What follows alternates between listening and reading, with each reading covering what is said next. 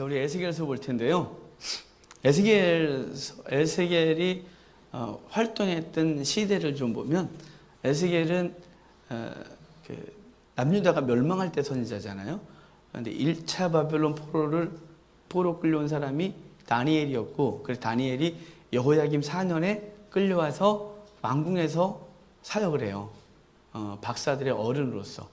그리고 여호야김이 11년 만에 끌려와서 죽고, 그의 아들 여호야긴이 100일 만에 이제 느부갓네살에 의하여 포로로 끌려오는데, 그때 기능공들과 여러 사람들이 끌려와요. 그때 관리들과 기능공들이 끌려오는데, 그때 끌려온 사람이 에스겔이에요. 그러니까 에스겔이 여호야긴과 함께 끌려오죠. 그래서 에스겔은 그발 강가에서 노역을 하고, 다니엘은 왕궁에서 사역을 하고, 예레미야는 본국에서 활동을 해요. 예레미야는 요시야왕 13년부터 활동을 시작하거든요. 요시야왕 13년이면 요시야가 종교개혁을 요시야 18년에 시작하니까 종교개혁을 하기 전부터 예레미야가 활동을 시작했고, 요시야가 죽고 그 이후에 여호와스, 여호야김 이럴 때까지 계속해서 나라가 망할 때까지, 망하고 나서 애굽으로 끌려가는 것까지가 성경에 기록이 되어 있어요. 예레미야 그러니까 나라가 위기에 빠질 때부터 해서 끝까지. 그리고 다니엘은 왕궁에서, 에스겔은 이제 25살에 끌려와서 30살에 선제 활동을 해요. 에스겔은 제사장 가문이거든요. 제사장 가문인데 사실은 25살에 끌려오는데, 그 끌려오는 그 나이가 원래는 제사장 학교에 입학하는 나이예요. 그리고 30살에 제사장으로서 임직을 감당하고 50에 은퇴인데요. 지금 25살에 끌려왔던 에스겔은 30살에 선지자로서 이제 이 사명을 감당하죠. 시드기야가 11년 통치예요. 마지막 왕 시드기야가. 근데 이제 끌려온 애부터 5년이니까 시드기야 5년이죠. 그리고 앞으로 6년 후에 예루살렘을 멸망할 거예요. 그리고 4년 후에 예루살렘은 포위가 될 거고. 그러니까 에스겔이 활동하고 얼마 있으면 예루살렘은 포위되고, 그리고 망하고 이제 끝날 거란 말이에요. 그런 사람이 이제 그런 상황 속에서 선지자 활동을 하는 사람이 에스겔이에요. 에스겔은 그래서 좋은 얘기를 못 해요. 뭐 회복될 거다. 이거 나중에 망한 다음에 새성령 환상을 하고, 그럼 곡과 마곡 심판 얘기 그 앞에 하고, 그 앞에는 마른 뼈 환상 얘기하고, 하나님의 군대가 될 것, 회복에 대한 얘기를 좀 하지만, 사실은 그 예루살렘이 멸망하기 전까지는 심판 얘기에 집중을 하고 망하는 걸 얘기를 하는 게 에스겔이에요. 에스겔은, 예레미야는 눈물의 선지자라는 별명이 붙어 있죠. 사실은 에스겔도 정말, 에스겔은, 예레미야는 마음이 아프고 종종 몸도 아파서 매를 맞으니까 울지만, 예레미야는 선지자 활동 자체가 고통스러워요. 이 보면 누구는, 어떤 분은 에스겔이 벙어리로 활동했다 그러거든요. 벙어리로. 그리고 나라가 망할 때 그때 잎이 열렸다 그러는데, 저는 또 거기에 동의를 좀 안 해요.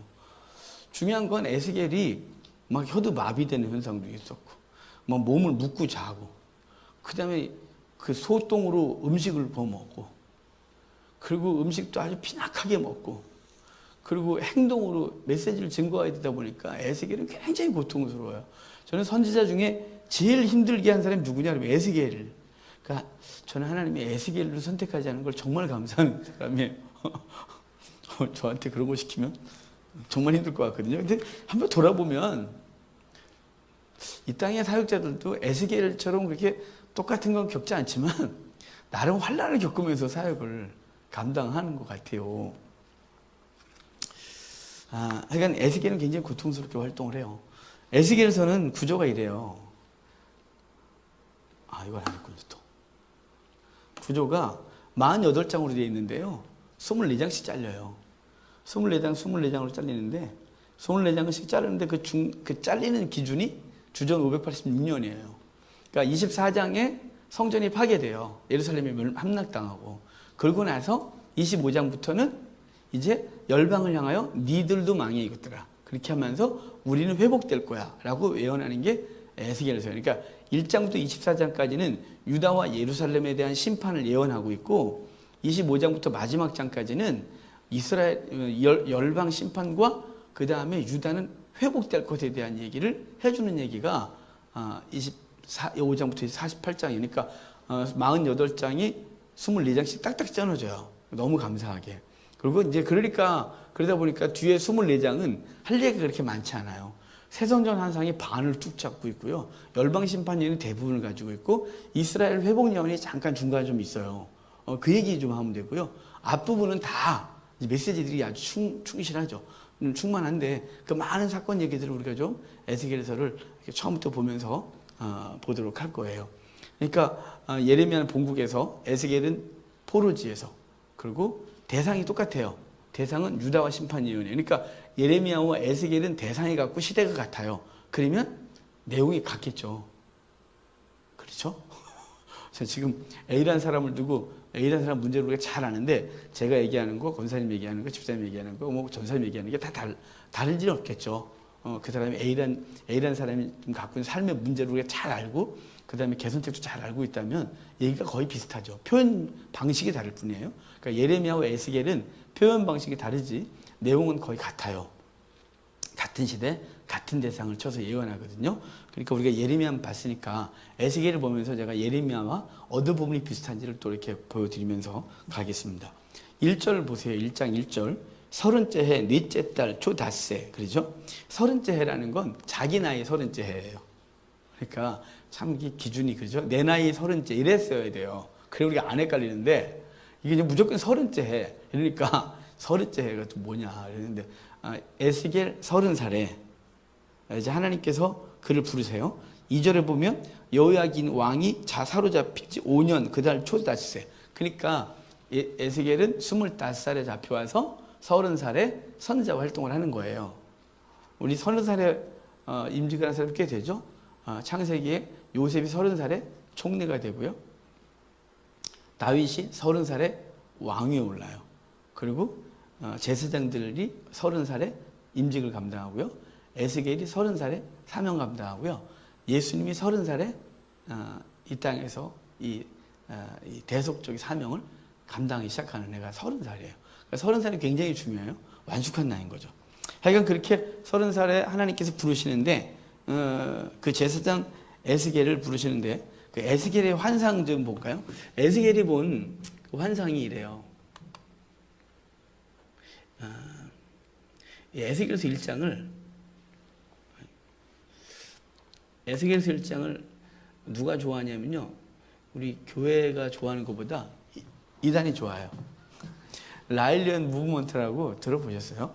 라일리언 무브먼트라고 우주인을 메시아로 섬기는 종교가 있어요. 요즘은 제가 못 봤어요. 길 다니다가. 예전에는 길에다가 이제를 쫙 펴놓고 전철역 근처에서 UFO 확 불어놓고 막 이런 그런 사진 갖다 놓고 막 이런 단체들이 있었어요. 그냥 UFO 연구단체가 아니고요. 그 종교예요.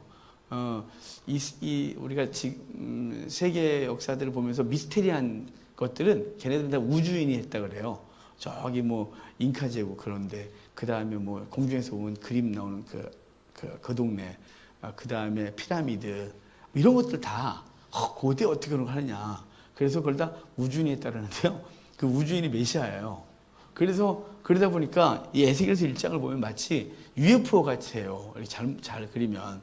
그래서 이제 이걸 그림으로 그린 사람들이 있었어요. 1장은 참 많은 사람들이 그렸어요. 워낙 좀 이미지화 돼 있으니까 이 그룹이. 여러분 이 그룹은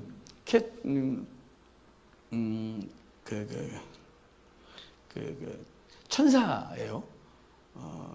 이게 이 그룹 아니에요. 신천지 영상에 보면 그 강사가 그룹 그러면서 이 그룹 이렇게 우리 그룹 이걸로 했다가 망신을 당한 영상이 있는데요. 그 그룹이 아니고 천사를 그룹이라 그래요. 자, 그룹. 자, 이제 그림을 좀 보면 여기 이 4절에 내가 보니 북쪽에서부터 북풍과 큰 구름이 오는데 그 빛 속에서 번쩍번쩍 하는 게 아니고 저기죠. 번쩍번쩍해요. 자, 그리고 그 속에서 그룹이 등장해요. 그 그룹이 6절부터 보면 5절부터네요. 내 생물의 형상이 나타나는데 그들의 모양이 사람 형상 같더라 그래놓고 얼굴이 4개, 날개가 4개. 그리고 발은 송아지 발굽 같고, 볼까요? 송아지 발굽 같대요. 그리고 광는 구리 같고, 그 다음에 날개 밑에 각각 사람의 손이 이렇게 있고, 괴물이에요. 그럼 10절에 얼굴이 4개째요. 그럼 얼굴이 4개인데 이렇게 생겼어요. 저렇게 사람, 독수리, 사자, 그리고 송아지 이렇게 돼 있는데요. 이것도 쓸데없이 많은 얘기를 만들어내는 경향이 있어요. 사실 중세 때부터 만들어진 얘기가 있는데요. 이 신학계에 한 자리를 잡고 있어요. 그게 이 4가지 얼굴이 사복음서와 이렇게 관련이 있다. 그러거든요. 그래서 굉장히 이렇게 상식적으로 해석하면 돼요. 독수리는 하늘에 있잖아요. 그래서 하나님이신 요한복음과 요한복음이고, 그 다음에 일을 많이 하는 송아지는 종이신 예수 그리스도를 기록한 마가복음이고, 그 다음에 사람은 인간으로 오신 예수님을 얘기하는 누가복음이고, 사자는 동물의 왕인 사자이기 때문에 유대인의 왕으로 오신 예수 그리스도다라고 하는 마태복음과 관련을 줘서 얘기를 하는데, 근데요, 성경 어디도 그걸 서로 연결해 준 게 없다는 사실이에요. 우리가 만들어낸 거죠. 만들어냈어요. 제 신학 졸업하고 초기에는 이걸 했어요. 이렇게. 그런데 서점에서 책을 읽다가 전혀 다르게 연결하는 책을 봤어요. 그러니까 지금 말했던 마태복음하고 사자하고, 마가복음하고 송아지하고, 누가복음하고 사람하고, 독수리하고 하나님하고 연결하는, 이게 제가 신학교에서 배우고 그리고 알았던 거라면, 신학계 또 어디 서점에 갔더니 이게 서로 다 짬뽕이 됐어요. 내가 뭐야 이거. 그래서 그다음부터는 안 해요. 왜냐하면 제가 그러고 나서 정신을 차리고 성경을 보니까 어디도 사자는 마태복음이고 송아지는 마가복음 이렇게 연결하는 데가 없어요. 우리가 그걸 갖다가 연결하는 걸 우리가 좀 지식 자랑하기 좋아하고 또 더 많은 얘기를 하고 싶어 해서 그런 얘기를 써놓은 것 같아요. 안 해도 돼요. 하여간 그렇게 4개의 얼굴이 있어요. 제가 이 얘기한 것 때문에 나중에 또 인터넷에서 누군가가 또 싫어요. 이렇게 누를 수 있을 것 같아요. 이걸 주장하시는 목사님은 뭐니 이건 또. 예, 뭐 각각 신학이 다르니까. 예, 봅시다. 그 다음에 이제 두릅 아래 바퀴가 있어요. 바퀴가 있고 바퀴 안에 또 바퀴가 있대요. 16절이죠. 그리고 그 사방에 눈이 가득하대요. 그러니까 UFO 이렇게 막 창문으로 막 빛이 나오거든요. UFO. 그러니까 이 라일리언 무브먼트 하는 애들이 이건 UFO다. 그래갖고 되게 좋아하는 성경이에요. 이 에스겔서 1장은. 그 다음에 또 20절을 보면 영이 어느 쪽으로 가든지 생물들도 쫙쫙 따라간대요. 뭐 이런 걸 보는 거죠. 이렇게. 또 날개가 연하여 있고 그래서 또 이렇게 다 이렇게 붙었어요. 이렇게. 그 다음에 그 위에 빛난 보좌가 있고 보좌 위에 하나님이 앉아 계신 형상을 에스겔이 본 거예요. 이 영상을 어디서 또 볼 거냐면 요한계시록 4장에 이기는 자가 받을 영광을 보여주리라 올라오라 그래놓고 보좌 위에 앉아 계신 하나님과 주변에 둘러싸이는 24장로들과 그룹들이 거룩하다 거룩하다 거룩하다 찬송하는 그 장면에서 다시 등장해요. 이거를 라파엘로라는 사람이 이렇게 또 그렸어요. 이건 중세풍의 그림이죠. 미켈란젤로가 그릴 것 같은 느낌이에요. 자, 그래서 여기도 보면 여기 사람이고 송아지고 송아지죠. 사자고 독수리인데 이 그림 볼 때마다 얘네가 너무 불쌍해요. 힘들어 죽으려는 거 같지 않아요? 막 내려오라 그러고 막 힘들다 막 이렇게 하는 그림이 그래요. 자, 이건 누가 그린지 몰라요. 만화를 그리는 것 같은, 초등학생이 그린 것 같은 느낌 같지 않아요? 여기 그발강가에서 에스겔이 환상을 보는데 수레가 있어요. 수레 주변에 이렇게 있는데 수레 안에 하나님이 앉아야 되는데 지붕 위에 앉아 계세요. 이 그림은 묘해요. 자, 또 볼까요? 이것도 누가 그린지 몰라요. 인터넷에 도는 그림 제가 다 모았어요. 판타지하죠? 쫙 올라가고 보자 구름이 탁 있는 뭐 이런 환상을 에스겔이 보고 그 환상 앞에서 하나님이 에스겔을 부르세요. 불러서 이제 일을 시키는데 2장이 바로 에스겔의 소명이에요. 2장 3장이 자, 3절 봐요. 내게 이르시되 인자야 내가 널 이스라엘 자손 곧 패역한 백성 나를 배반하는 자에게 내가 보내노라. 지금 에스겔이 파송받는 대상이 어디냐면 민족이에요. 이스라엘 민족. 예레미야도 똑같았어요. 예레미야도 하나님이 누구한테 보냈냐면 그 백성에게 보내요. 그러니까 대상이 똑같다 그랬죠. 바로 유대인에게 보내는 거예요. 4절 보면 그들의 얼굴이 뻔뻔하고 마음이 굳었대요. 그래서 5절 보면 그들은 패역한 족속이라 그들이 듣든지 아니 듣든지 그들 가운데 선지자가 있음을 알게 해라. 그러니까 안 듣는다니까 전제예요. 사실은 안 듣는데 그래도 나가 전하래요. 왜 전하냐? 그 전한 것이 심판의 근거가 되기 때문에 그래요. 여러분, 우리는 복음을 증거하는데 우리는 이 땅에서 왕으로 다스린대요. 왕으로, 주님과 함께 왕으로 다스리는데 어떻게 다스리냐? 나 왕이 돼본 적이 없는데 왕은커녕 줄반장도 못 해봤는데 막 이런 그런 거 있잖아요. 그런데 우리는 어떻게 다스리냐면 우리는 선지자, 제사장, 왕직을 다 갖고 있어요. 선지자는 말씀을 전하는 걸 선지자라고 하고요. 제사장은 자신이 하나님께 나아가는 것, 크게 넓게는 영혼들을 끌어안고 하나님께 나아가는 역할을 제사장이 하는 거예요. 그러니까 선지자는 위에서 아래로, 제사장은 아래에서 위로예요. 근데 왕은 그 통치, 말씀을 가지고 통치를 하는데 우리는 어떻게 하냐? 이 말씀을 증거함으로 이 말씀을 들으면 구원, 듣지 않은 것을 근거로 하여 심판이 이미 임하는 거예요. 그리고 거룩한 삶으로 그 이 땅을 다스리는 거죠. 바로 그렇게 하는데 그들이 듣든지 아니 듣든지 너희 안에 선자가 있는 줄 알게 하라 라고 말하고 복음 증거하래요. 6절을 보면 인자의 너는 비록 가시와 찔레와 함께 있으며 전갈 가운데 거주할지라도 두려워하지 마라. 여기 좀 그래요. 그죠? 전갈 가운데 거하는데요. 가시 가운데. 그 예레미야 때는 그랬어요. 그 너를 치나 이기지 못하리라. 너를 이렇게 금강석, 그 다음에 쇠기둥, 노성벽이 되게 하리라. 뭐 이런 식으로 해서, 그러니까 예레미야도 그 민족에 가서 나가 복음을 전하다가 말씀 전하다가 맞을 거고, 에스겔도 말씀을 전하다가 고통을 당할 거래요. 똑같아요. 그런데 걱정하지 말아요. 내가 지키겠대요. 넘어지지 않는데요. 여기도 마찬가지죠. 두려워하지 마라. 함께 하겠다고 말씀하시면서 8절에 예레미야 에스겔에게 두루마리를 줘요. 그러니까 내 입을 벌리라 하면서 입을 벌려 내게 주는 말씀을 먹으라 라고 말하고 9절에 두루마리 책을 주는데 10절에 두루마리의 내용이 애곡과 애가와 재앙의 말이다 이렇게 말해요. 그러니까 이 두루마리를 먹었는데요. 두루마리의 내용이 애곡과 애가와 재앙의 말이에요. 이거 먹은 거 토해내는 거예요. 이제는 먹고 꿀떡이 아니라 먹고 이제는 먹은 걸 토해내는 게 사명이에요. 근데 그 먹은 게 애곡과 애가와 재앙의 말이다 이렇게 말하는 거예요. 그게 참 좋은 말에도 어렵잖아요. 그러니까 좋은 말, 잘 돼요, 성공할 거예요, 행복하십니다, 뭐 이렇게 이런 말을 하면 참 좋은데 그 대상에한테 가서 망한다, 잘못된다 뭐 이런 얘기를 하면 마음이 전하는 자도 되게 어렵죠. 오늘 누구하고 통화를 하다가 통화를 하면서 이런 이제 교계에 대한 얘기를 하다가 이랬어요. 그분이 이런 걸 하는 거예요. 그 상담을 공부하다가 이제 예전에 이미 논란이 되고 끝나는 얘기인데 아직도 계속 그런 얘기를 하시는 분들이 계세요. 10년 훨씬 넘었죠. 10년이 훨씬 넘었는데 그 가게 흐르는 저주를 끊으라 뭐 이런 거. 가게 흐르는 저주. 그래서 그것 때문에 영향이 있고 그것 때문에 가난하고 그것 때문에 질병이 계속되고 뭐 그런 얘기가 있었는데 그거 말이 안 돼요. 여러분, 예수 그리스도가 우리의 모든 저주를 끊으셨어요. 모든 저주를 끊었는데 여전히 우리 가운데 흐르는 저주가 있다. 여러분, 그럼 말도 안 되는 소리 하면 안 돼요. 그런데 현상이 그렇다는 거예요. 현상이 가난한 사람, 그 어떤 집안은 계속 가난하고 잘 일이 안 풀리고 막 그런다는 거예요. 그래서 저주 뭐 이런 그런 얘기를 하길래 그럼 어떻게 해석을 해야 되냐 그래서 그랬어요. 우리의 눈이 잘못된 거라고.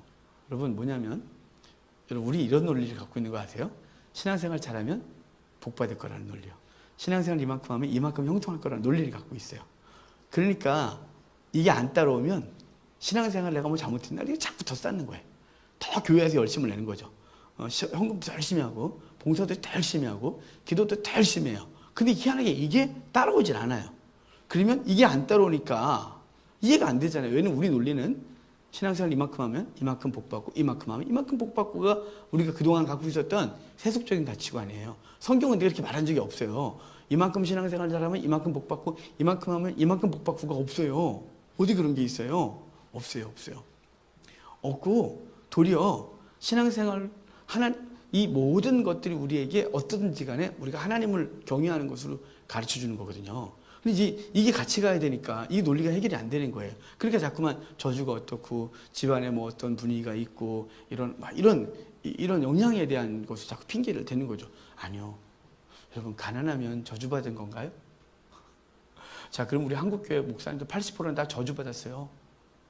80% 미자립이에요. 10명 중에 8명은 생활이 안 돼요. 저주받아서 그래요? 그렇게 말하면 안 되죠. 목사님이 얼마나 열심히 사시는데 저주받았다고. 그래도 세상 사람보다는 더 착하게 살라고 몸부림치고요. 그래도 기도도 더 해보려고 하고 말씀도 더 하려고 전도도 열심히 하려는데 현상은 붕이 안 돼요. 개교에서 생활비가 채워지질 않아요. 여러분, 신앙생활 열심히 했는데 갑자기 안 걸려서 젊어서 죽었어요. 저주받았어요? 열심히 살았는데 하는 사업마다 자꾸 틀어져요. 저주받은 건가요? 저는 저주라고 생각 안 하고요. 저는 그거 복이라고 여기는 사람이에요. 왜냐하면 그런 과정이 없어서는 주를 못 만나거든요. 그런 과정 때문에 그분의 믿음이 깊어져요. 주님에 대해서 질문이 깊어지고 주님의 말씀을 그냥 듣고 끝나는 게 아니라 그 말씀 하나하나를 묵상하고 곱씹고 그리고 정말 그런가 생각해보고 인격적으로 관계를 맺어가고 성경에 환난은 다 복이라고 되어 있지 환난은 저주라고 되어 있는 적이 없어요.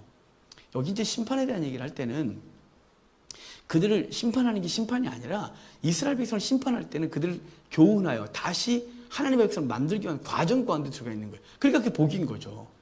요셉의 형통을 얘기하면 요셉은 불통이었어요. 저주 가운데 있었어요. 그렇지 않겠습니까? 노예로 끌려갔고 강간 미수본 누명 쓰고 감옥에 들어가고 여러분 그거는 저주죠. 그런데 그 과정을 형통이라고 말해요. 그러니까 우리가 얼마나 세속적인지 우리가 얼마나 이 탐욕에 쩔었는지 그러니까 신앙을 통해서 세상 거를 얻으려고 하는 이게 굉장히 강해요. 그러니까 신앙을 열심히 했는데 이게 안 얻어지니까 자꾸 딴 데로 가는 거예요. 여러분, 이것과 이거는 같이 가지 않는다는 거 아셔야 돼요. 하나님 앞에 믿음을 생활 잘해도 환난이 일 수 있어요. 목이 자라날 수도 있고요. 가난할 수도 있는 거고 믿음 지키려다 보면 세상의 가치관과 부딪혀서 내가 원하는 걸 얻지 못할 수도 있어요. 그러니까 우리 그걸 전해야 되는 거예요. 그래서 저보고 그러면 어려운 현실적으로 신앙생활 잘하는데 어려운 사람들한테 뭐라고 권면하냐요. 저보고. 그래서 제가 그랬어요. 난 견디라고 한다. 당신이 믿음을 지키라고 한다고. 환경 때문에 영향받지 마라. 그까지 환경은 당신이 끙끙거리다가 바뀌지도 않을 거고 바뀌어도 당신의 신앙은 그 환경에서 또 넘어질 거니까 그건 아무것도 아니고 여기 당신의 믿음을 죽는 날까지 어떤 환경 속에서도 믿음을 지키고 하나님과 관계 속에서 믿음을 지키는 게 우리에게 주시는 그런 것이라고 난 그렇게 가르친다고. 나는 환경이 바뀌어질 거라고 막 이렇게 기대감을 안 줬다 나는. 여러분 그 기대감이 좁아야 됩니까 우리가? 근본적으로 몸이 연약하게 태어난 사람이 내가 축복기도 해주면 갑자기 알통이 뿌뚝뿌뚝 튀어나오면서 건강해집니까? 제가 그래서 우리 집사람은 제가 안수했습니다. 근본적으로 말통이 좀 튀어나오고 우리 집사람 아주. 여러분 안 됩니다. 제가 이 키로 컴플렉스가 170도 안 되는 이 키를 갖고 살아가는 게 얼마나 스트레스인지 아는 제가 안수에 180도 줄 수 있다면 제가 매일매일 1시간씩 안수합니다. 제가. 여러분 환경을 내가 원하는 대로 바꾸고 싶은 게 탐욕입니다. 환경을 바꾸려는 게 아니라 하나님은 환경을 바꾸시고 싶은 게 아니라 우리를 바꾸고 싶고 우리와 하나님과 관계에서 깊어지고 싶은데 우리 자꾸 세속적인 얘기를 해주고 싶은 거예요. 잘 된다고 괜찮다고 훌륭할 거 형통할 거라고 이렇게. 아니요. 그런 얘기는 그냥 예의상 해주시는 걸로 끝나고 정말 진지하게 얘기할 때 그러면 안 되는 거예요. 애곡과 애가와 재앙의 말이 진지한 얘기가 되는 거죠. 이걸 토해내야 되는 거예요. 왜냐면 그가 그 말을 먹고 그가 그 죄에서 돌이켜야 되거든요. 이 시대에 우리가 전할 말이 애곡과 애가와 재앙의 말이에요. 이 시대는 그래야 돼요. 그래서 애곡과 애가와 재앙의 말을 먹고 이제 그걸 토해낼 거예요. 그랬더니 3장 3절 보면 에스겔이 그걸 먹었는데 입에는 달더라 그래요. 이 동일하게 요한계시록 10장에 가면 바다와 땅에 한 발씩 내디딘 천사가 두루마리를 요한에게 주고 받아 먹으라 그래요. 요한이 받아 먹었더니 입에는 달더라 똑같아요. 근데 요한 하나 더 붙이죠. 배에는 쓰더라 그래요. 여기는 입에는 단 것만 했고 요한은 배에서 쓰다 이것까지 했는데 이게 무슨 뜻이냐면 입엔 달다 이 말은 나도 동의한다. 이 세상에 대해서 이 죄에 대해서 나도 잘못됐다고 여기고 이것에 대해서 심판에 대해서 메시지를 증거해야 되는 걸 나도 동의한다. 그런데 요한에 쓰다까지 붙인 건 이걸 말하려니 쓴 거예요. 그렇지 않겠습니까? 망해. 너 그러다 당신 그러다가 하나님 앞에 정말 챙기게 받아요. 똑바로 하라고. 이렇게 말하는 게 쉽겠냐 이 말이에요. 그래서 이 둘이 동일하게 받아 먹었는데 이제 먹은 걸 토해내야 되는데 이 토해내는 과정이 쓸 거예요. 에스겔도 쓸 거예요. 자, 9절 봐요. 9절. 내 이마를 화석보다 굳은 금강석 같게 했대요. 그러니까 화석보다 굳은 금강석 같이 했다. 예레미야도 비슷하다 그랬죠. 너를 노수성벽 쇠기둥 이런 거 되게 하겠다고. 그러니까 치나 이기지 못하리라. 똑같아요. 왜냐하면 애곡과 애가와 재앙의 말을 선포해야 되기 때문에 그래요. 애곡과 애가와 재앙의 말을 선포하면 반드시 침을 당하죠. 반드시 공격을 당하죠. 재수없다는 소리 듣고요. 우리 목사님 별로 좋은 소리를 안 해. 뭐 이런 소리 들을 거고요. 근데 그거 해야 되는 거예요. 우리가 해야 되는 거예요. 우리 이웃에게. 그거 안 하면 책망을 반드시 받을 거예요. 책임을. 그가 망할 때 그거에 대한 책임을 우리에게 물을 거예요. 나팔수에게. 네가 나팔 안 불었다고. 자, 15절 봐요. 이에 내가 아비벌에 이르러 데라비브에 이르러 아비벌이라네. 그 사로잡힌 백성 곧 그발 강가에 거주하는 자들에게 나아가 그 중에서 두려워 떨며 7일을 지내려. 그러니까 에스겔이 하나님 앞에 소명받을 때는 아멘 아멘 그랬단 말이에요. 정신이 없으니까 그 앞에서 싫어 이럴 수는 없잖아요. 어디 감히. 근데 아멘하고 돌아왔는데 7일 동안 고민이 되는 거예요. 너무 무서운 거죠.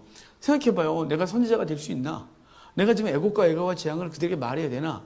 그들의 반응이 나를 칠 건데 어떻게 하나 막 이런 두려움 가운데 에스겔이 있는 거예요. 근데 하나님이 그 에스겔에게 내가 너를 파수꾼으로 세웠노라 라고 말하고 그의 혀를 입에 붙였다 떼었다 이렇게 해주세요. 그래서 그 혀를 누가 주관하냐? 하나님이 주관하고 지금 말씀해 주는 게 에스겔의 이제 소명의 마지막 부분이에요. 여러분, 우리가 할 수 없다가 아니고요. 우리는 하나님이 시키면 그 자리에 가는 거예요. 그리고 말은 내가 하는 게 아니고요. 그분이 내 입을 통해 말하실 거예요. 그러니까 우리는 순종하여 나아가는 것까지는 해야 되는 거예요. 순종하여 나아가는 것까지는. 우리 소명 줄 때마다 항상 입을 건드렸죠. 예레미야, 이사야는 화로에서 인두를 꺼내갖고 이사야의 입을 찢어버렸어요. 이사야 6장에. 예레미야는 약간 여려서 입을 이렇게 만져줘요. 제가 보기엔 예레미야한테 입을 찢었거나 이러면 까무러쳤을 거예요. 놀래갖고. 예레미야는 워낙 여린 분이니까 입을 만져줘요. 내가 네 입에 말을 넣는단 말이죠. 에스겔에는 말씀을 먹이고 그 다음에 혀를 천장에 붙였다 떼었다 하면서 그가 네 혀는 네가 주관하는 게 아니라 내가 하는 거야. 넌 파수꾼으로 내가 세운 거야. 넌 나가서 말해. 라고 이제 7일 동안 그 경험을 하고 나서 에스겔이 나가서 이제 말씀을 증거하게 되는 거예요. 여러분, 우리 입술은 그렇게 안 해요. 주님께서 우리를 인두로 찢으시고 그리고 입술에 만져주시고 그리고 두루마리 먹이시고 그리고 혀를 그분이 주관하실 거예요. 그러니까 우리는 뭐 하는 거냐면 나아가 그러면 나가는 거예요. 누굴 만나면 만나는 거예요. 그리고 무슨 말 할까 염려하지 않아도 되는 거예요. 마태복음에 주님께서 제자들을 파송하시면서 하는 말이 너희가 고난에 잡히거든 무슨 말 할까 염려하지 마라. 너희가 할 말을 미리 준비시키라 이렇게 말씀하셨어요. 환난을 당할 때 걱정하지 마라. 하나님께 기도를 범사에 총명을 주시리라고 사도 바울은 디모데에게 말해요. 여러분, 그러니까 우리가 무슨 말 할까 이런 거 염려할 거 없고 이 말씀을 가지고 세상을 향하여 기도하고 세상에 대해서 기도하고 이 죄에 대해서 하나님 앞에 부르짖고 그리고 우리가 하나님께서 나아가라고 하면 그때 이 말을 증거할 준비가 되어 있어야 되겠죠.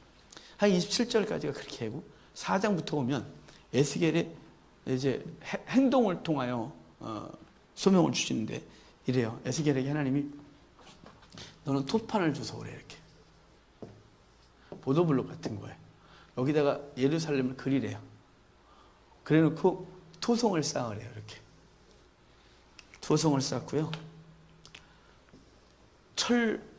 철판으로 두르고요. 그 다음에 공송태로 이거 하고 있어요. 나이가 30살인데 그 당시 30은 완숙한 나이거든요. 그러니까 완숙한 나이인데 이 사람이 앉아갖고 토성 쌓고 앉아갖고 뿅뿅 이러고 앉아있는 거죠. 이게 무슨 의미냐면 예루살렘인데요. 예루살렘은 포위될 거래요. 포위되는데 하나도 못 빠져나온대요. 철판을 들었으니까. 그리고 반드시 함락될 거라는 거예요. 자, 느낌이 오셨죠? 첫 번째 행동으로 말씀하시는 하나님이요. 그러니까 에스겔은 포로지에서 그러고 있는 거예요. 사람들이 물으면 이게 예루살렘이야. 이게 있잖아. 느부갓네살이 포위해. 그런데 아무도 못 빠져나가. 그럼 반드시 함락을 당할 거야. 라고 메시지를 증거하는 게 첫 번째 환상이 바로 이거죠. 예루살렘이 포위될 거야 라는 거예요. 그 다음에 하나님은 에스겔에게 너는 여기서 이 옆에서 자래요. 집에 가서 안 자고 여기서 자요. 그래서 한쪽으로 누워서 390일을, 한쪽으로 누워서 40일을 자는데 몸을 묶고 자래요. 이렇게 묶고 잡았어요? 아니, 자다가 이렇게 뒤척이지 않고 자보신 적이 있어요? 없을 거예요. 아무도 없어요. 왜냐면 그렇게 자는 사람은 없어요. 제가 한 사람은 봤는데 저희 집사람이 요즘은 안 해요. 요즘은 몸부림을 치고 자요. 바뀌어갖고요. 얘 결혼을 딱 했는데요. 이 사람 딱 자는데 이러고 자요. 딱 이러고. 무슨 자기가 파라오도 아닌데 이러고 딱 가슴에 손을 딱 하고요. 아침에 이러고 깨요. 근데 자다가 쥐가 나잖아요. 안 움직이니까 막 그럼 제가 일어나서 막 주물러요. 막 쥐 났다고. 근데 뭐 이런 사람이 다 있나? 꿈쩍도 안 하고 자요. 지금은 안 해요. 지금은 뭐 이렇게 열심히 뒤척거리고 주무시는데요. 자, 여러분 이게 사람이 못 자요. 이게 혈액순환이 안 돼서 못 자요. 너무 고통스러워요. 그래서 꼼짝 못하고 자는 상황이 되면 얼마나 힘든지 몰라요. 근데 지금 에스겔에게 그렇게 잘해요. 그래서 에스겔은 몸을 묶고 자요. 390일을 이렇게, 40일 이렇게. 390일은 북이스라엘의 죄를 담당하고 40일은 남유다의 죄를 담당해라. 이렇게 말하는데요.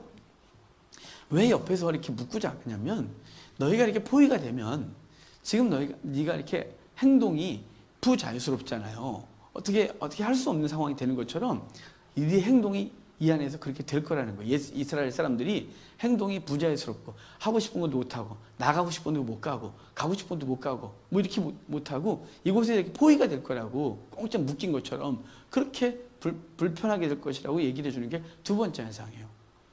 세 번째 환상은 여기서 있으면서 밥 먹어야지 네가. 먹어야죠. 뭐 굶어요? 390일 40일?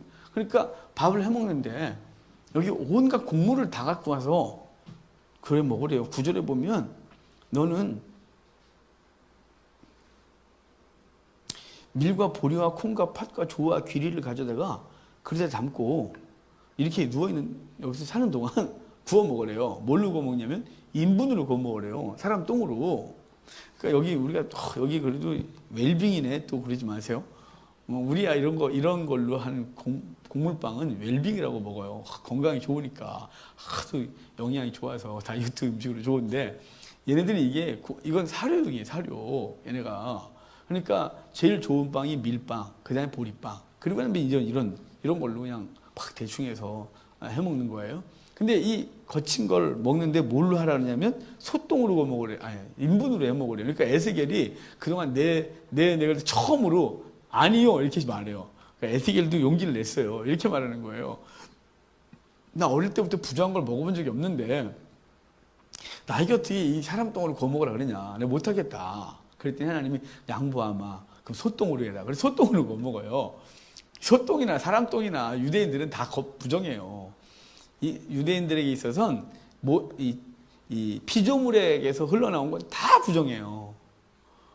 저기 아프리카나 또 저기 몽골이나 이런 데서 소똥 말려갖고 연료를 쓰고 그러지. 얘네는 절대로 안 해요.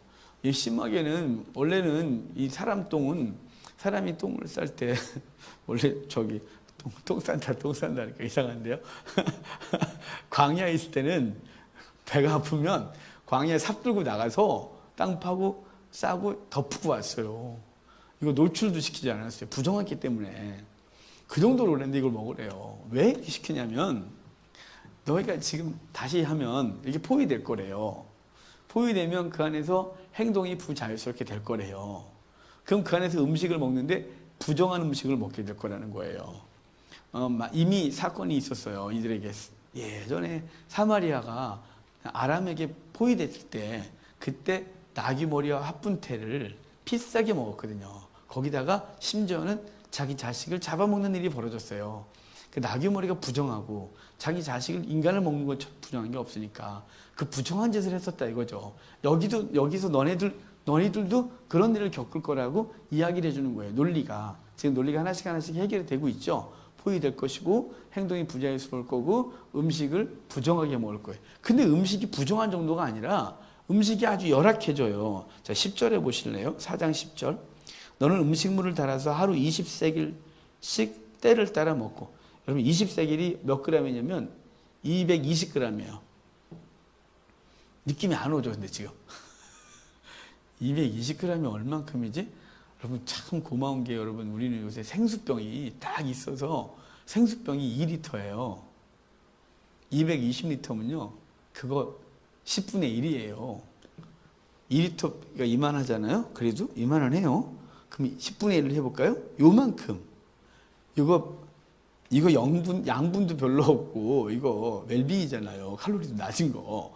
그거 요만큼 갖고 하루 나눠서 먹으래요. 이거 음식을 해서. 또 물도 얼만큼 먹냐면 11절 보면 물도 6분의 1 흰씩 되어서 때를 따라 마시래요. 6분의 1 흰은 700ml예요. 모르겠는데 또 그래요. 우리 생수병 하나가 500ml예요. 그 생수병 하나하고 조그만 거 들고 다니는 거 그거 하나하고 반 그거하고 하루를 버티래요. 여러분 그거하고 하루를 버텨요? 인간은 뭐 몇 리터를 먹어야 된다고 뭐 그러더만요. 뭐 잘 모르겠어요. 뭐 그래야 건강하다고 뭐 그래서 물 대놓고 먹잖아요. 이 건강을 찾는 분들은 오늘 이만큼 먹는다 뭐 이런 거. 근데 여러분 500ml하고 500ml 반도 안 되는 걸 남겨두고 그걸 하루를 먹어야 돼요. 그러니까 음식든 220리터에 그 다음에 물은 700ml를 220g에 700ml를 헷갈려라. 이거 갖고 하루를 먹어야 돼. 그러니까 음식도 부정하고 그 다음에 열악하고. 그러니까 여러분 에스겔의 지금 모습이 그려져요? 뼈대기만 남았죠. 뼈대기만. 그래서 아까 이 그림의 환상에서 이 그림에 에스겔이 그발강가에서 봐봐요. 뼈대기만 남은 거. 이 사람이 이 뼈대기만 남은 그림을 그렸어요. 이때는 근데 아직 굶을 때가 아닌데 390일 40일을 그리고 있어서 거기서 이러고서 노숙을 하고 잠도 잠 못 자죠. 잠 못 자 꽹한 데다가 음식도 그러죠. 물도 못 먹죠. 정말 에스겔은 너무 비참한 거예요. 그래서 이제 여기서 그렇게 될 거라고 이야기를 해주는 거죠. 자, 이제 그렇게 한 다음에 5장에 오면 새로운 행동을 하나 하게 하는데 그건 뭐냐면 머리털을 다 밀래요. 그래서 5장 1절에 내 머리털과 수염을 깎아서 저울로 달아 나누래요. 제가 생각을 항상 하는데요. 이 저울은 굉장히 예민한가 보다. 그람을 다 재야 되니까 머리카락을 이렇게 이만큼 자른다고 이게 저울이 내려가기나 해요. 집에 제가 몸무게 재는 거 있잖아요. 우리 웬만한 집엔. 거기다가 웬만한 거 올리면 반으로 안 움직여요. 그래서 이렇게 뭐 들고 제 몸을 올라갔다가 그 다음에 이거 놓고 다음에 이렇게 올라가면 그램수 차이 나서 하는데 웬만큼은 이게 저울도 안 움직여요. 근데 야 이게 참 저울이 좋나 보다. 쓸데없는 데 관심을 제가 없는데요. 그러니까 이게 머리털을 다 민 다음에 털을 다 밀고 3등분 하래요. 3등분 한 다음에 이걸 어떻게 하냐면 3분의 1은 성 안에서 불 지르래요. 그러니까 3분의 1 이 안에 들어가서 불을 지르는 거 이렇게. 3분의 1은 나가서 성가에서 이렇게 들고 막 칼로 치래요. 이렇게. 3분의 1은 깜짝이야. 3분의 1은 3분의 1에서 조금 해서 주머니 넣어놓고 훅 불어버리래요. 바람에 날려버리래요. 그 다음에 주머니 넣었던 조금인 거 있잖아요. 3분의 1에서 또 조금 남기는 거 그걸 빼갖고 또 불질러 버리래요. 자, 이건 뭘 상징하는 거냐면 이 털은 그 예루살렘에 있는 사람들을 상징해요. 마치 손오공이 머리카락 뽑은 것처럼 사람을 상징해요. 그 사람들이 3분의 1은 이 포위되어 있는 동안에 질병으로 죽고 굶어 죽고 이렇게 죽을 거라는 거예요. 이 안에서. 그리고 3분의 1은 여기서 칼로 쳤잖아요. 3분의 1은 함락을 당할 때 느부갓네살이 예루살렘을 함락할 때 그때 3분의 1은 칼에 죽을 거라는 거예요. 그 다음에 3분의 1은 포로로 끌려가서 이제 포로지에서 살다가 죽을 건데 그 중에 조금은 남겨두래요. 그래서 예레미야서를 보면 그 가난한 사람들을 미스바에 총독부를 세워놓고 너네 여기서 농사 짓고 살아. 그리고 남겨뒀었는데 그 일대 총독 그달랴를 이 왕족 이스마엘이 암살을 하고 도망가는 바람에 느부갓네살이 자신에 대항한 것으로 여겨 미스바한테 학살을 벌여요.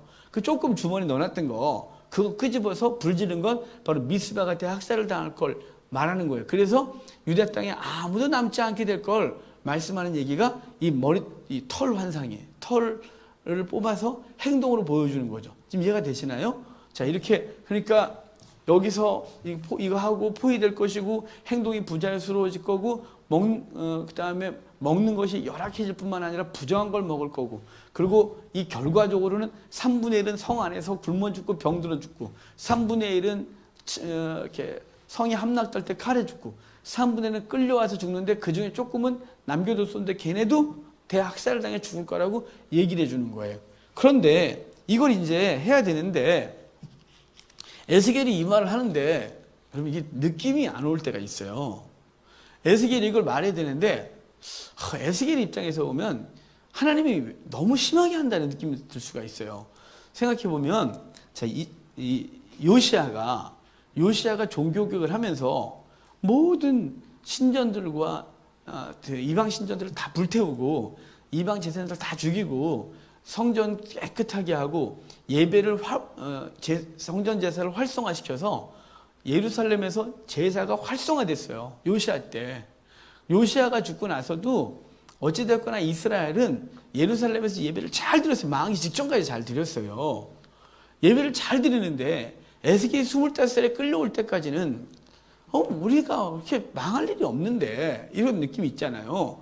왜냐면 므낫세 때 그 55년 통치할 때도 하나님이 놔뒀었고 아몬 그랬는데 요시아가 그래도 성전 청소하고 전 이스라엘 지역에 저 북쪽까지 싹 올라가서 모든 제단을 불태우고 우상숭배 금하고 여호와 신앙을 회복하고 전 이스라엘이 그 말씀 따라서 예배를 잘 드리고 있는데 성전에서 정말 예배가 활성화돼서 막 어마어마하게 잘 드려지는데 우리가 왜 망하냐 뭐 이런 거 있잖아요.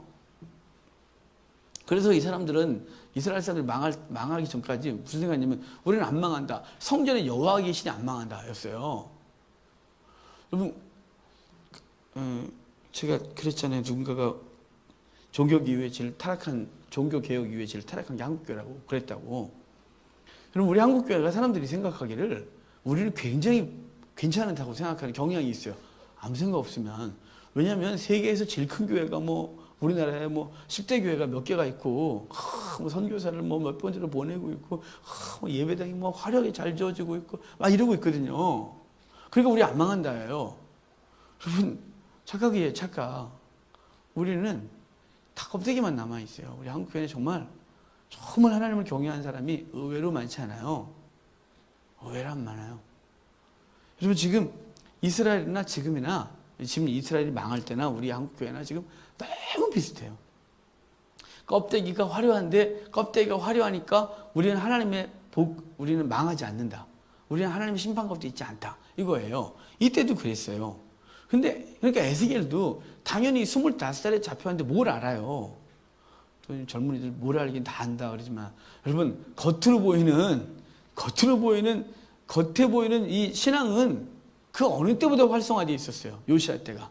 왜냐하면 히스기야 때 종교개혁을 하고 그리고 요시아 때는 히스기야 때보다 더 많이 북쪽까지가 싹 했어요. 왜냐하면 아수르 군사가 바벨론과 싸움을 위해서 다 올라가는 바람에 북쪽이 빈 땅이 됐거든요. 그래서 요시아 때는 북쪽을 실제적으로 통치할 때예요. 나라도 커졌고.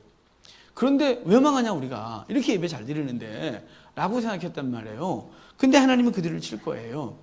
그러니까 에스겔도 그 땅에서 청년 시절을 보냈고 제사장 가문에서 우리 아버지 또 우리 이웃 친척들과 제사장이 정말 열심히 예배 드리는데 왜 그러지 이런 얘기가 그런 거죠. 하나님이 그래서 알려줘야 됐어요. 그래서 하나님은 에스겔에게 이렇게 말해 너는 이 말씀을 전하는데 손뼉 치며 발구르고 전하래요. 손뼉 치며 발구르고는 이게 그냥 너가 이 말을 하는데 이렇게 말하면 안 된다는 거죠. 여러분이 물어요. 그랬더니 내가 하는 거죠. 이게 우리 예루살렘인데 포위돼. 아무도 못 빠져나간다? 있잖아. 여기서 아주 고통을 당할 거야. 망하지 얘네가 아주. 이렇게 말을 못하는 거죠. 남이면 객관적인 사람이라면 그럴 수 있어요. 예를 들어 우리가 또 어느 나라 또 지명하면 또 일본이 그러다 일본 망해 말면서 은근히 또 민족적 감정이 섞이면서 약간의 이렇게 객관화할 수 있겠지만 여러분 우리는 절대 그게 안 돼요. 객관화가 안 돼요. 근데 에스겔이 지금 느낌이 안 오니까 손뼉 치며 발구르고 안 되는 거예요. 손뼉 치며 발구르고는 이거예요. 자, 지금 저희가 이제 저희 집사람하고 강에 이제 다슬기 주스러 갔다고 합시다. 다슬기 주스인데 우리 집사람이 다슬기에 집중하다가 그만 발을 헛디뎌갖고 막 떠내려 가요. 수영 물에 절대로 안 뜨는 우리 저희 집사람은 진짜 안 떠요. 이렇게 막 잠기는 거죠. 일어서면 되는데 일어나지도 못하고 막 잠겨갖고 hov쩍거리니까. 근데 저도 또 무서워서 못 들어간다 합시다. 그 물이. 그럼 제가 이래야 되겠죠. 목사 체면에 어딜 가고 떨면 안 되겠으니까 저기 혹시 수영하실 줄 아시는 분이 계시면 들어가서 건져주시면 제가 살해하겠습니다. 핸드폰 있는 분은 119에 전화를 해서 콕 좀 사람을 불러주시면 정말 제가 감사하겠습니다. 이렇게 말하면 이상하잖아요. 저는 이렇게 말하는 건 저희 집사람이 빨리 죽기를 바라는 거죠. 그러지 않겠어요? 저는 이렇게 해야 되는 거예요. 제가 물에 저도 물을 만약에 못 들어간다. 그러면 이래야 되는 거죠. 아우, 누가 좀 살려달라고. 아우, 핸드폰 전화 좀 해주시고. 아씨, 누가 좀 도와달라고. 이렇게 소리 질러야겠죠. 그게 손뼉 치면 발구름이에요. 간절히 하라고. 간절히 하라고. 그런데 에스겔이 간절히가 안 돼요. 느끼는 게 없어서. 그래서 하나님이 에스겔을 그래서 근본적으로 보여줘요. 그래서 이제 8장에 오면 하나님이 에스겔을 3절에 보면요. 제가 마음에 안 드는 장면인데요. 그 그룹 환상이 다시 나타나요. 그래서 그룹에 아까 각각 손이 있다 그랬잖아요. 그 손이 쭉 내려오더니 에스겔의 머리채를 딱 잡고 끌어올려요. 상상만 해도 머리털이 아파요. 머리가 가죽이. 그 집에 올려갖고 예루살렘 상공으로 데려가는 거예요. 저 여기서 항상 이러죠. 하나님이 꼭 선지자를 이렇게 대우하시느냐고. 하나님께서 선지자를 이렇게 엉망으로 대하시니까 사람들도 선지자를 이렇게 엉망으로 대한다고. 하나님이 ong덩이를 탁 받쳐갖고 가자 에스겔아. 그래서 엉덩이를 받쳐갖고 쫙 이렇게 그래야죠. 저 소파에 앉아갖고 딱 소파채 들고 가주시든가 이렇게 가서 보여주는데 이 손으로 쫙 나와갖고 머리채를 잡아갖고 쫙 가서 예루살렘에 상공에 왔는데 예루살렘 내려다 보니까 그동안 평소에 에스겔은 예루살렘에 들어가면 항상 경건하고 예배 잘 드리는 걸 봤는데 그 북향한 문에 우상이 앉아 있는 거예요. 그 우상을 질투케 하는 우상이라고 되어 있거든요. 3절 후반에 우상 곧 질투를 일어나게 하는 우상의 자리가 있는 곳이라 그래요. 질투가 일어난다. 이건 누구 입장에서 질투가 일어나냐면 하나님 입장에서 질투가 일어나는 거예요. 자, 이제 제가 우리 집사람과 길을 가는데 여기 청담동 아가씨 여기 다니는 사람들이 다들 늘씬하고 이뻐요. 다 모아놨나 봐, 이 동네는. 그냥 많이 지나가다 그러지, 진짜 이쁘다. 우리끼리 그래요. 비율 좋은데? 막 이렇게.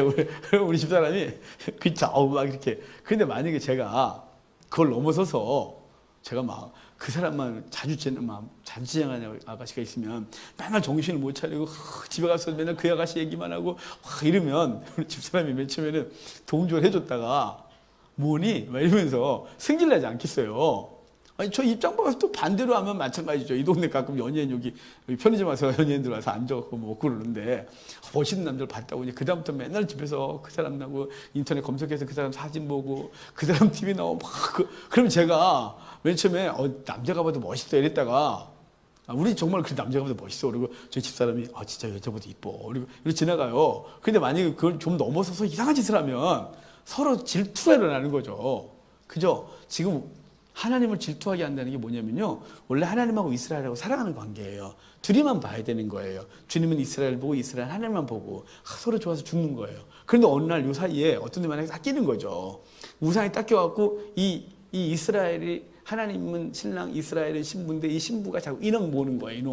놈이래야 되는 거예요. 이놈만 보고 둘이 눈 맞아갖고 서로 희덕거리고 있고 이 하나님이 이스라엘아 그러면 잠깐만 이러면서 자꾸 여기만 보고 있는 거예요. 그러니까 주님이 질투가 일어난대요. 이해가 되세요? 지금 이스라엘이 그 성전 성전 앞에 우상이 앉아있고 그놈이 하나님을 질투하게 한대요. 그럼에도 불구하고 그 다음에 보면 하나님의 영광이 여전히 거기 있대요. 이게 은혜인 거죠. 여러분 우리가 하나님을 질투하게 하는 일이 얼마나 많아요. 여러분 주님께 나오는데 정말 주님 때문에 나왔냐? 아니면 주님 통해서 뭘 얻는 것 때문에 나왔느냐는 우리 심각하게 고민해야 되는 거거든요. 그러니까 우리가 하나님과 관계에서 그분 사랑해서 우리가 신앙생활을 해야 되는데 사랑이 아니라 그분을 통해서 얻는 것에 관심을 갖고 나오는 게 그분을 질투하게 하는 거죠. 넌 나보다 그게 더 좋구나. 넌 나한테 나온 게 나 아니구나. 그 다른 선지서에서 이렇게 말해요. 속이는 활과 같대 너희가. 그러니까 이스라엘이 막 나오면 나한테 오는구나 막 그랬더니 쫙 와갖고 옆에 있는 놈한테 딱 가는 거죠. 와갖고 왔어. 근데 그래. 그러면 그때 이러는 거죠. 돈 좀 일단 주시고 그럼 돈 주면 잘 있어요. 그럼 가버리는 거죠. 나한테 온 게 아니었구나. 속이는 활 같대요. 니들은 내한테 오는데 나한테 오는 게 아니고 자꾸 속이는 활처럼 내가 너를 기대하면 딴 데로 가고 여기 이러고 있는 거죠. 그러니까 선지자들은 계속 이스라엘과 하나님 관계 속에서 이렇게 이런 걸 얘기하는데 질투하는 우상이 거기 있더래요. 그러니까 이제 그 질투하는 걸 보고 깜짝 놀라서 질투 우상을 보고 에스겔이 놀라니까 하나님 이렇게 말해요. 놀랐니? 가증하지? 응? 내 영광이 그대로 있고 질투하는 우상이 거기 같이 있는 게 이상하지? 그리고 혐오스럽지? 내가 너한테 더 가증한 걸 보여줄게. 그래놓고 이스라엘에 70장로가 있는 방으로 데리고 들었는데 이제 성전의 북향한 문으로 가서 거기 땀이 이렇게 좀 헐고 그 안으로 들어가래요. 조그만 구멍이 있어서 헐고 들어갔더니 꼼꼼한 복도가 나오고 문이 있어서 열고 들어갔더니 그 문 안에 70명의 장로들이 벽을 향해서 향을 피우는 거예요. 이렇게 보니까 벽에 온갖 곤충과 짐승의 그림이 쫙 그려져 있는 거예요. 뭐 하는 거냐면 이스라엘 장로들이 에스겔이 생각할 때는 장로님들이 할렐루야 막 은혜스러워 쓴 거죠. 우리만 이렇게 성경책 딱 끼고 교회 앞에 딱 가서 할렐루야 할렐루야 막 이러면서 아주 멋있게 들어오는 거예요. 그러면 우리 장로님들이 참 목소리도 경건해. 그래서 은혜 막 받았는데 장로들이 예루살렘에서 막 그렇게 들어오는 거지. 이스라엘 장로들이 성전에. 그래놓고 지들만 하는 계곡으로 싹 들어가갖고 거기서 우상 숭배하고 있는 거예요. 우상을 왜 그려놨냐면 갖고 들어오면 다 들키니까 지들만 하는 계곡으로 기어 들어가갖고 거기서 우상을 숭배하고 앉아 있는 거예요. 여러분 이게 우리 속에 있어요. 우리 속에. 우리도 하나님의 영광을 위해서 한다고 그러고 주여 막 그러면서 우리가 예수님을 믿는 목적이 뭐냐 이게 되게 중요해요. 예수님을 믿는 목적이 이 땅의 것을 더 얻고자 하는 탐욕이라면 아까 제가 잠깐 말씀드렸듯이 자꾸 신앙의 깊이를 더 하려는 제단을 많이 쌓고 예배를 많이 드리고 하나님 앞에 많은 걸 드리는 이유가 정말 하나님을 사랑해서가 아니라 더 많은 것 얻어서 세상을 더 누리려고 하는 이 목적이라면 우리는 지금 우상 숭배하고 앉아 있는 거예요. 우리만이 아는 이 우상을 섬기는 거죠. 하나님 앞에 나와 기도하러 나와놓고 그 기도하는 이유가 내 자녀의 성공, 기도하는 이유가 내 배우자의 형통, 기도하는 이유가 좀 더 잘 살고, 기도하는 이유가 잘 되는 것이라면 지금 우리는 와갖고 막 기도하고 하나님 앞에 예배 잘 드리니까 훌륭해 그러는데 하나님 보시기에는 내가 아니고 걔는 딴 거 섬기고 있다고 말이죠. 성공을, 쾌락을, 돈을, 명예를 섬기고 있는 그 못된 모습을 보는 거죠. 아주 가증한 거죠. 얼마나 가증해요. 그래서 주님께서 너 가증하지? 내가 더 가증한 거 보여줄게. 그리고 여인의 뜰로 데려가는데 여인들이 막 울면서 기도하는 거예요. 근데 여인들이 울면서 기도할 때 에스겔은 평소에 여인의 뜰, 원래 유대인 성전이 이방인의 뜰, 여인의 뜰, 유대인 남자들의 뜰, 제사장의 뜰이에요. 그러니까 유대인 남자들의 뜰로 들어가려면 이방인 뜰을 거쳐서 여인의 뜰을 거쳐서 이렇게 들어가야 돼요. 근데 여인의 뜰을 거쳐서 갈 때 보면 여인들이 울면서 기도하고 막 그러고 있단 말이에요. 그럴 때마다 아이고 참 우리 이 이스라엘의 여전도에는 정말 믿음이 좋아. 정말 훌륭하셔. 이렇게 생각했었는데 말하는 게 아니래요. 뭐 때문에 오냐? 단무스 때문에 온대요. 단무스 신앙 제가 전에 말씀드렸어요. 이 단무스 신앙이 이제 바벨론 신화인데 이 바벨론 신화가 모든 신화의 기초예요. 이 함의 후손 니므롯이 있어요. 니므롯이 누구랑 결혼하냐면 세미라미스랑 결혼해요. 세미라미스랑 결혼을 하거든요. 세미라미스랑 결혼하고 메소포타미아 상부를 점령해가기 시작하고 그곳에서 니므롯이 바벨탑을 쌓는 사람이에요. 이 사람이. 그러면서 그 지역을 점령하고 다스리는데 그러다가 얘가 죽어요. 한참 잘 나갈 때. 그러니까 세미라미스가 난감해졌잖아요. 그래서 여인이 자기 남편은 태양신이 됐대요. 그래서 태양신 숭배를 만들어내요. 얼마 있다가 세미라미스가 자식을 낳아요. 단무스 얘는 누구 애인지 몰라요.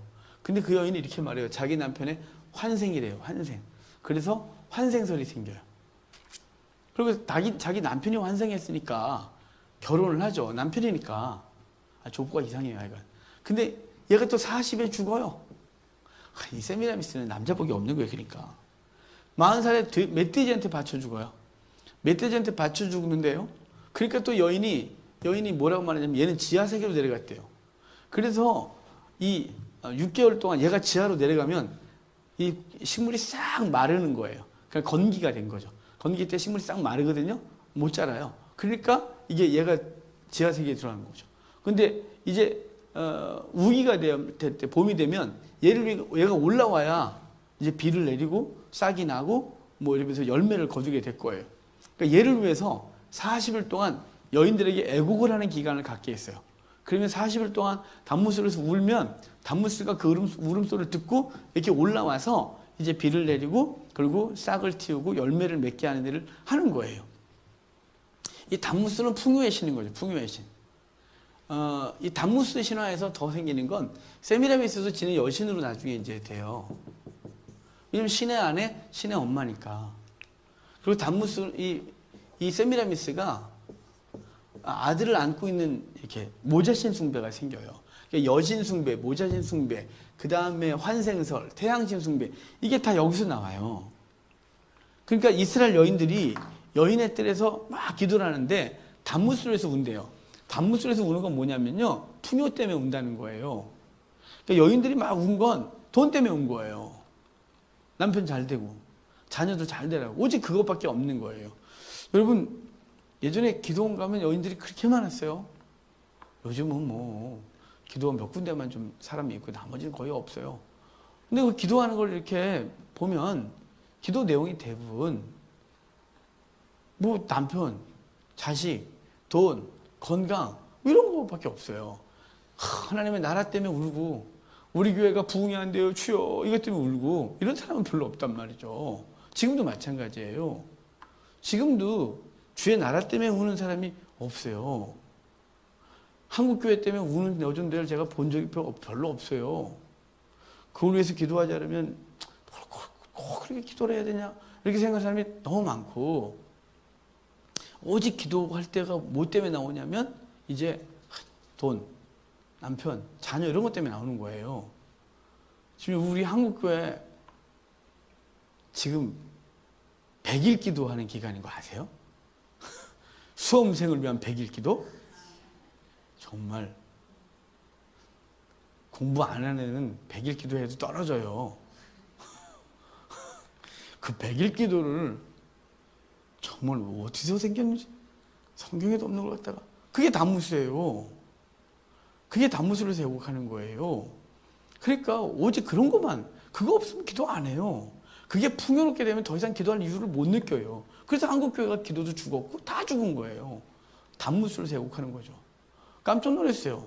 에스겔은 여인들이 믿음이 좋은 줄 알았는데, 아니 하나님 때문에 울지 않고 온통 돈 이런 것 때문에 풍요의 신 앞에 무릎을 꿇고 풍요를 달라고 그것 때문에 울고 앉아 있는 거예요. 에스겔이 깜짝 놀랐는데 하나님 아주 신나셨어요. 이렇게 말해요. 가증하지? 내가 더 가증한 거 보여줄게. 그러고 청년들이 있는 곳으로 데려가요.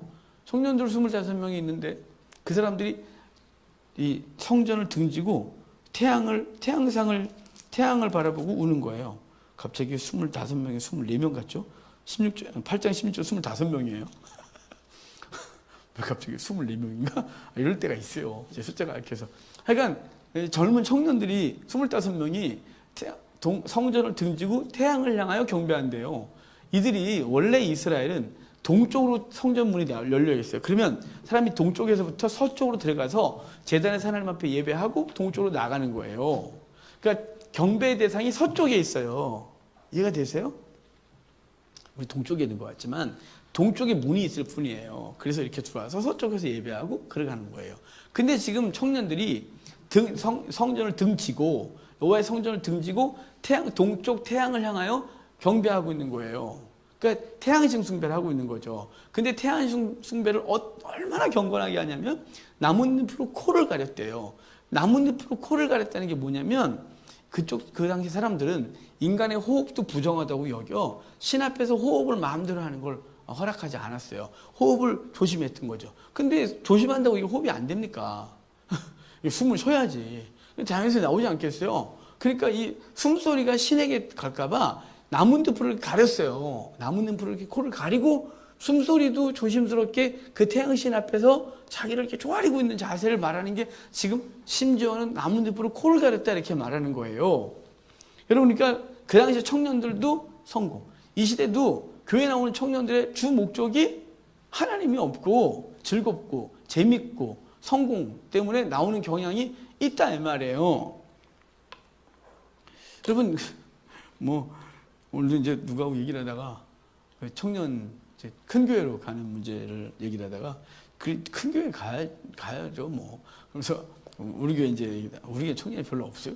큰 교회 가야지, 뭐. 왜 그러냐. 큰 교회 가야지, 결혼도 하고, 큰 교회 가야지, 뭐. 그랬지, 뭐. 하긴 또 그래요. 그래서 맞지. 우리 교회 같은 경우에 참 쉽지가 않아요. 이거 언제 청년이 붕한데? 그러는데, 오늘 이렇게 청년들이, 교회 생활을 한 이유가 정말 하나님을 사랑하고, 하나님 때문에 울고, 하나님의 나라를 위하여 소망하는 사람보다는 교회에서 성공, 그리고 관계를 맺고, 그리고 자기가 추구하는 것들을 이렇게 하고 있는 모습이 우리 속에 이 시대도 똑같은 거죠. 그러니까 하나님 보시기에는 이 성전 안에 있는 그 모든 부류가 다 가증한 거예요. 장로들도 가서 기들만 하는 구석에서 우상 숭배하고, 여인들은 단무술을 세곡하고, 청년들은 성공과 명예와 미래를 꿈꾸면서 그 태양신을 경배하는데, 그 하나님은 당신 앞에 나온 사람이 아무도 없는 거예요. 질투케 하는 우상이 따로 있는 게 아니고 얘네가 다 나를 질투하게 하는 거예요. 나를 안 보고 다 딴 거 보고 앉아 있는 거예요. 그분이 그걸 보면서 가증하지. 그러니까 에스겔이 그새 느껴요. 이래서 심판하는구나 라고 하는 거예요. 그러고서 하나님이 에스겔이 이제 이렇게 말해요. 예루살렘을 담당한 천사들 나와. 예루살렘을 담당한 천사들이 쫙 나오고, 그때 나올 때 이렇게 말해요. 무기 갖고 나와. 그래서 사람을 죽이는 무기 갖고 나와서 이제 딱 나오고, 죽일까요? 그랬더니 가만히 있어봐. 야, 흰옷 입고 먹통처럼 네 나와봐. 니는 예루살렘에 다니면서 네 죄악을 보고 슬퍼하는 사람을 찾아 그 이마에 표를 하래요. 그리고 그가 나가서 금방 하고 돌아와요. 얼마 없으니까.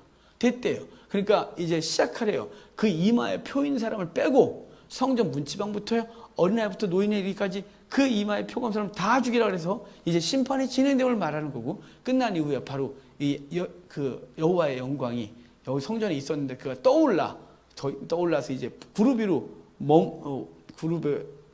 올라온 걸 얘기를 하면서 예루살렘은 끝났다는 걸 얘기를 해주고 있는 거예요. 하나님의 영광이 떠나면 끝인 거죠. 그리고 하나님이 심판하는데 이마에 표가 없는 사람을 찾으래요. 표가 있는 사람 표를 내라고 그러고, 여러분 여기 이마에 표를 하는 사람들을 찾으라고, 표를 하라고 할 때 그 사람의 조건이 뭐냐면 죄악을 보고 슬퍼하는 자예요. 이 예루살렘의 죄악을 보고 슬퍼하는 자. 왜 슬퍼할까요? 하나님과 관계 속에서 그분을 사랑하니까 그분의 사랑하는 마음으로 그 땅을 보니 그 땅은 너무 폐역해져 있어요. 이게 너무 슬픈 거예요. 그래서 슬퍼하는 사람을 찾으라는 거예요, 여러분. 어제 우리 여기 우리 교회 청년들 집회 했잖아요. 근데 청년 집회에서 내가 다른 것도 먹지만 너무 좋았던 게 있어요. 청년 이제 모여서 기도를 하는데, 그 기도 인도자가 청년이 이렇게 해요. 여러분, 우리 한국 그리스도 기도합시다. 한국 교회 이대로 끝나면 안 됩니다. 한국 교회는 지금 너무 제가 하는 얘기를 얘가 하고 있는 거죠. 난 얘가 한 번도 만나본 적이 없어요.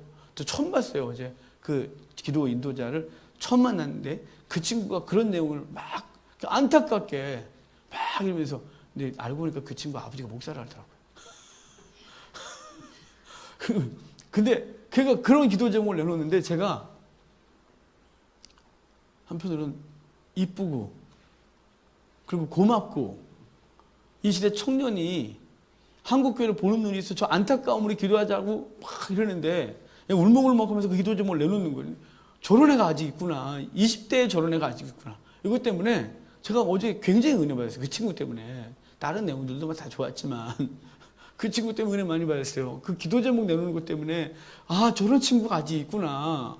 저렇게 한국교회를 볼 줄 아는 애가 저 젊은 애 중에 있구나. 이런 생각을 하면서 하나님 앞에 위로를 받았어요. 여러분, 하나님과 관계를 깊이 하면 이 죄악이 보이고요. 이 민족이 얼마나 지금 엉망으로 가고 있는지가 보여요. 그래서 하나님이 찾으시는 그 사람, 그 죄악을 보고 슬퍼하는 사람이 되셔야 돼요. 그리고 그 이마에 주님이 인을 치실 것이고, 그들을 통해 하나님이 다시 일하시겠죠. 이 땅에 다른 사람들한테 심판해 주소서가 아니라 하나님께서 그 이마에 인치는 사람들이 너무 많아졌으면 좋겠어요. 그래서 인치다가 지치게, 그분이 인치다가 너무 힘들다 너무 많아서 이랬으면 좋겠어요. 우리나라가, 우리 민족이 지금 너무 슬픈 시대예요. 그러니까 여기 에스겔을 통하여 말씀하신 애곡과 애가와 재앙의 말을 선포하라고 했는데요. 여러분, 이 시대에 우리는 하나님의 마음을 품고 보셔야 돼요. 정말 이 시대에 교회 어른들이 어떤 신앙을 갖고 있는지, 이 시대에 여정도에는 어떤 신앙을 갖고 살아가는지, 이 시대 청년과 학생들은 대체 어떤 신앙을 갖고 있는지를 객관적으로 좀 보셔야 돼요. 그냥 사람이 버글버글 하고 있으니까 잘하고 있지 아니고요. 사람 군중의 진리가 아닙니다. 군중 속에서 정말 참 진리를 추구하고 그 진리 때문에 목말라하는 사람이 몇인가가 더 중요한 거죠. 우리 하나님 앞에서 이 하나님이 에스겔을 통하여 보게 하셨던 이 현실을 우리가 또 보고 우리는 그거를 위해서 그것 때문에 무릎 꿇고 기도하고 회복을 위하여 하나님 앞에 부르짖고 다시 한번 하나님께서 한국교회를 다시 일으켜 세워서 열방을 향하여 복음을 증거하는 일에 쓰임받게 해달라고 우리 함께 기도하는 우리가 됐으면 좋겠습니다. 오늘 여기까지만 하고 기도하고 마치겠습니다.